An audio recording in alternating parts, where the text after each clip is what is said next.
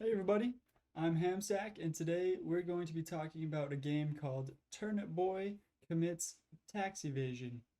It's a little indie game that's on Gamepass from a developer called Snoozy Kazoo. Now, this game's been out for just a little while, so the developers actually started working on another game called Turnip Boy Robs a Bank. So I'll be checking that one out whenever that one comes out as well. But for now, this game is a retro pixel art type style of game. It's very colorful. There's lots of really cool areas. It stems from like just little farmhouses to uh, dark infected forests full of toxic waste, to underground bunkers and just even graveyards with ghosts and everything. It's pretty cool. There's lots of little places to go and explore through that make you feel like you're a little adventurer going through and exploring around and getting to know your fellow villagers. I'm a blueberry. You're a turnip. Goodbye. It's pretty cool environment to explore.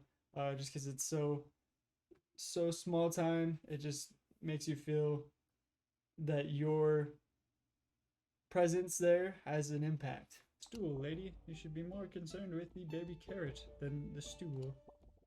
Thank you so much. Take my stool. It's like literally the only thing I own. Kind of the backstory, the theme, what's going on in the game is that you play as this little turnip boy, and your father had passed down to you a greenhouse. You inherited a greenhouse, and now you're stuck with all this debt that he dumped on you. So you have a bunch of taxes to pay, and for some reason, Turnip Boy just hates papers. He doesn't give a crap about papers, tears up anything that's paper. Well, turns out we don't give a shit. So, right off the bat, you end up committing tax evasion, I guess, because you have torn up the tax forms. P.S. Destroy this letter. We don't want the IRS to see this. Most of the achievements are related to you tearing up papers. So this kind of gives you a sense of what you're getting into. There's a lot of jokes, a lot of fourth wall breaking jokes. So get ready for that. Here's a copy of Fast Books, so you can figure out your taxes. Aw, how nice.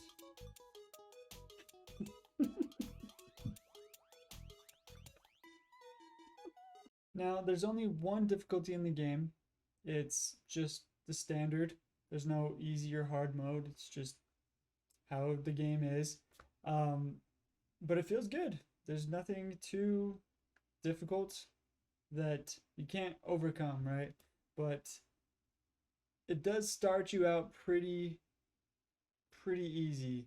Like you're not really challenged at first. You fight these little snails that just go side to side and don't really pose a challenge at all. As you move on, there is more challenging stuff though.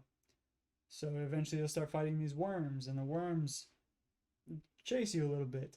After a while though, you do end up finding some harder areas. The boss fights are more challenging, and there's some rooms that are more compact and have a lot more enemies in them, so it makes it a little bit harder.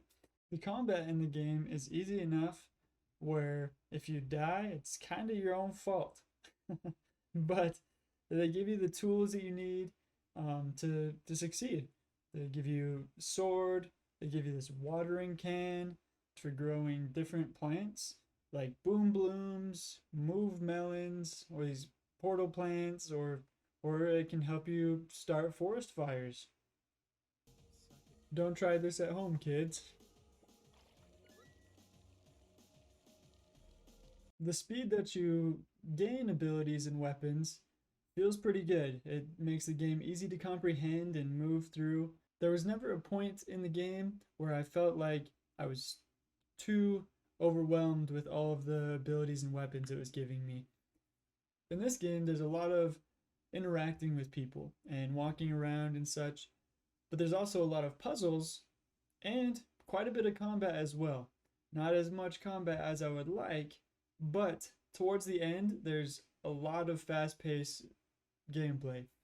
There's even a little train at the end that acts as a sort of boss rush level type thing where you fight a boss and their minions, and then you progress to the next boss and their minions, and you go on and on.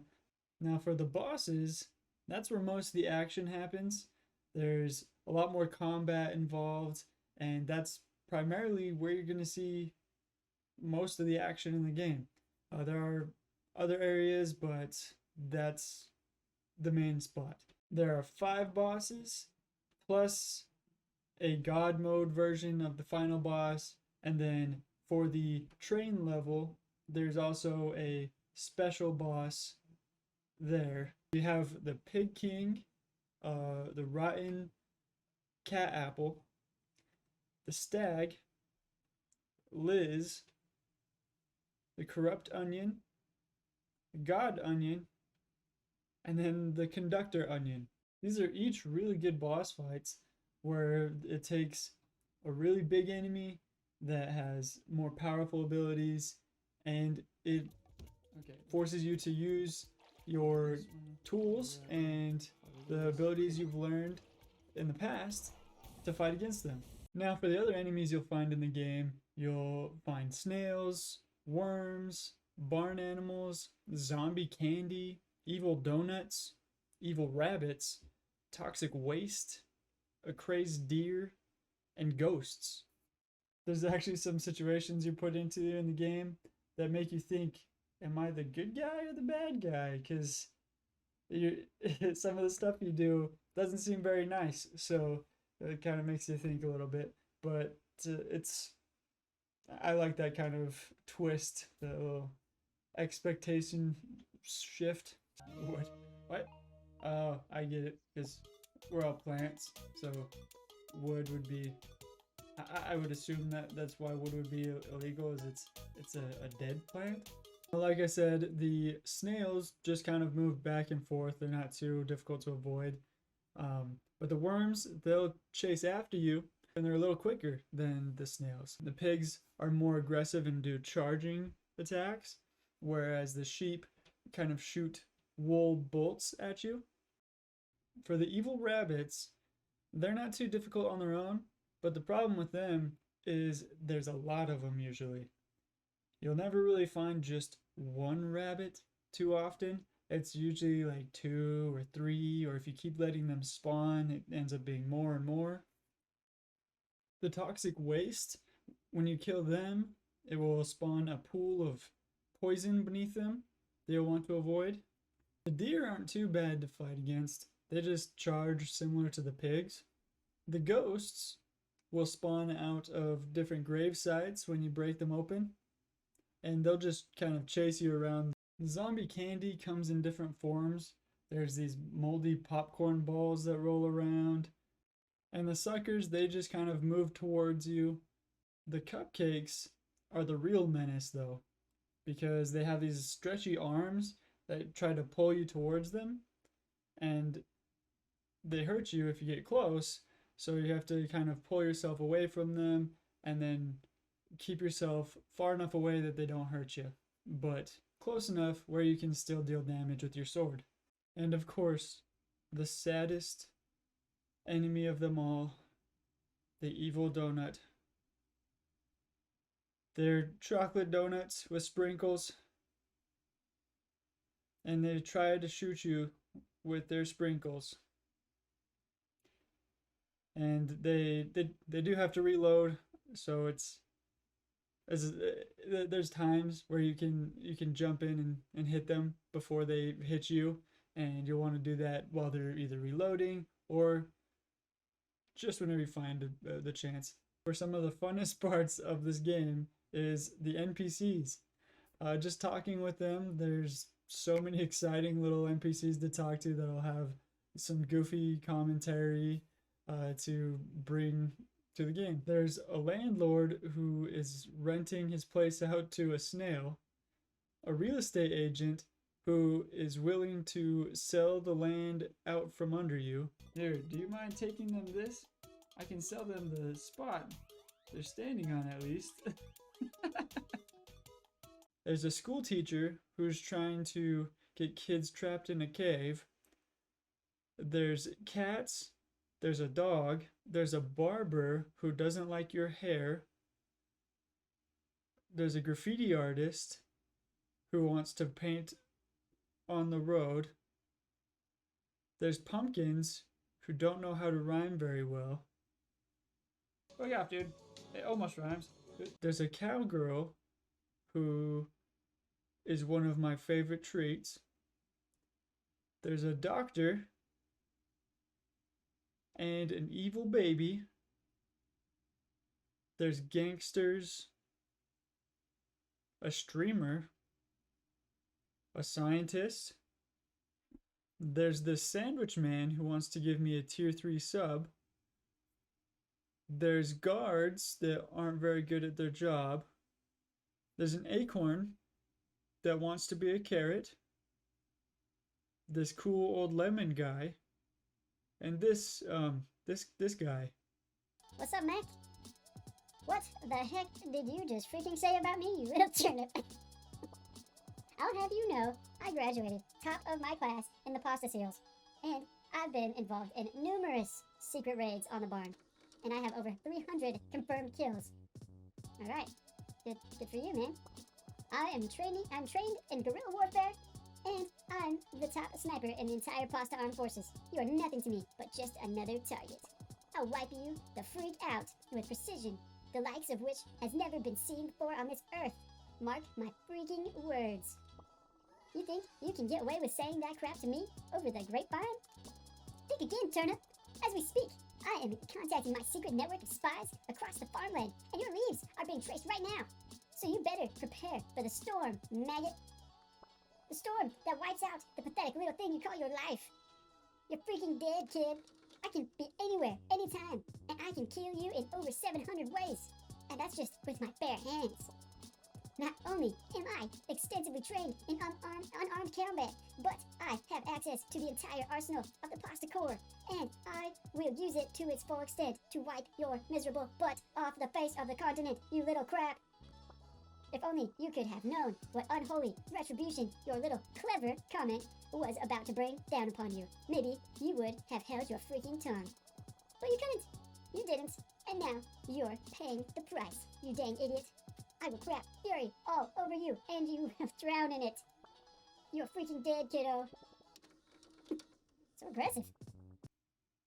And of course, the IRS, who are trying to block everything that you want to do in the game until they find out who the real bad guy is. There is a salesman that wants to sell you overpriced cosmetics. Who could have guessed? Which leads me to cosmetics, which is hats. There's a ton of different hats in the game. Your character gets all sorts of different headgear.